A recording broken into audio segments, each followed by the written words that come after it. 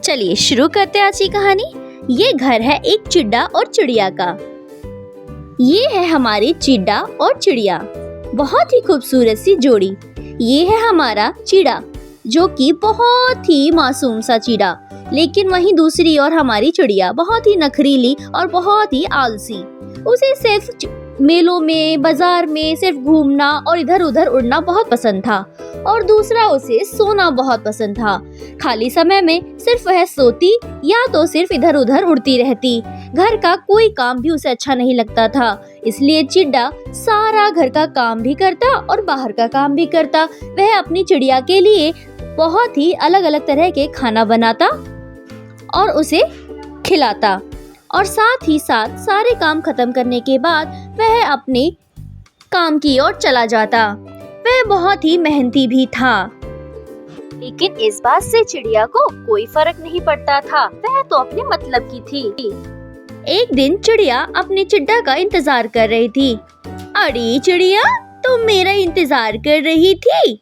बोलो क्या बात है? हाँ, मैं तुम्हारा इंतजार कर रही थी। मुझे कुछ रुपए चाहिए। मुझे कल मेले में जाना है, कल बहुत बड़ा मेला है। देखो चिड़िया, मेरे पास अभी कोई पैसा नहीं है। मुझे आज की दिन भर घूमने के बाद भी मुझे 1 रुपया भी नहीं मिला। मेरे पास अभी कोई पैसा नहीं है। देखो, मैं नहीं जानती कुछ भी, मुझे तो पैसा चाहिए, क्योंकि तुम्हें पता है मुझे मेले में घूमना फिरना बहुत पसंद है। ऐसा कह के चिड़िया वहाँ से उड़ चली। वह जब उड़ रही थी तो चिड्डा बेचारा उसकी शक्ल देख रहा था। अगली सुबह चिड्डा अपनी चिड़िया के लिए फिर से किचन में खाना बना रहा था। सोचा शायद अच्छा खाना खाकर चिड़िया का गुस्सा शांत हो जाए, इसलिए वो फिर से चिड़िया के लिए बहुत ही स्वादिष्ट खाना बनाने लगा। लेकिन इधर फिर चिड़िया फिर पैसों की मांग करने लगी। फिर चिड्डा ने कहा, मेरे पास कोई रुपये नहीं है। तुम्हें मैंने कहा कि मेरे पास अभी पैसे नहीं हैं। चिड़िया मुंह घुमाकर कहने लगी, ठीक है, तो मुझसे बात करने की भी जरूरत नहीं है। तुम अपना काम करो। अगर तुम्हारे पास मेरे लिए पैसे नहीं है तो तुम मुझे बता दो। मैं आगे से तुम्हें परेशान नहीं करूंगी, लेकिन हाँ, तुम यहाँ से जा सकते हो। इतना कहकर चिड्डा अपने काम की ओर चल पड़ा। वह बहुत ही उदास था। इधर चिड़िया सोचने लगी कि पता नहीं मैंने किस चिड्डा से शादी कर ली। इसने मुझे कभी भी आज तक कोई सुख नहीं दिया। चिड्डा और चिड़िया में काफी दिनों तक बहसबाजी ऐसे ही चलती रही। इनके बीचों में दिन पर दिन झगड़ा लड़ाई बढ़ने लगे। एक दिन चिड़िया अपने रूम में सो रही थी, क्योंकि उसे सोना बहुत पसंद था। लेकिन उसी दिन उसकी जुड़वा बहन आई उससे मिलने के लिए। उसने पूछा, अरे बहन, तुम आज कैसे यहाँ पर? बहुत दिनों के बाद आई हो, कोई परेशानी है? हाँ बहना, मैं क्या कहूँ, मैं बहुत परेशान हूँ। मुझे मेरा पति बहुत परेशान करता है, बहुत मारता है। खाने के लिए घर में अनाज भी नहीं लाता और मेरी कभी भी इज्जत नहीं करता।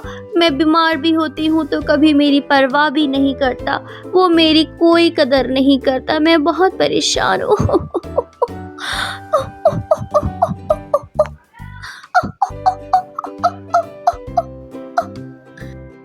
ऐसा कहकर चिड़िया की बहन बहुत ही रोने लगी।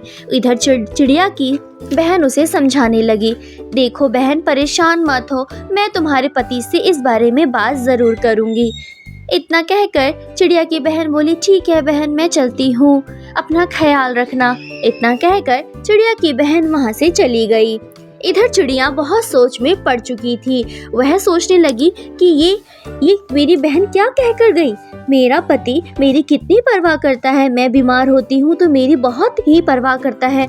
मेरे लिए खाना बनाता है, मेरे कपड़े धोता है, और मेरी सारी ज़रूरतें को पूरी करता है। और मैंने उसकी इज्जत नहीं की। मुझे अपनी गलती पर बहुत अफसोस है। लेकिन उसी रात चिड़िया ने सोचा कि चिड्डा अभी तक आया क्यों नहीं। बहुत ही ज्यादा रात हो चुकी थी। वह उसे ढूंढने के लिए निकल पड़ी। उसे बहुत ही अफसोस था। उड़ते उड़ते उसे चिड्डा नजर आया। अरे चिड़िया, तुम यहाँ क्या कर रही हो?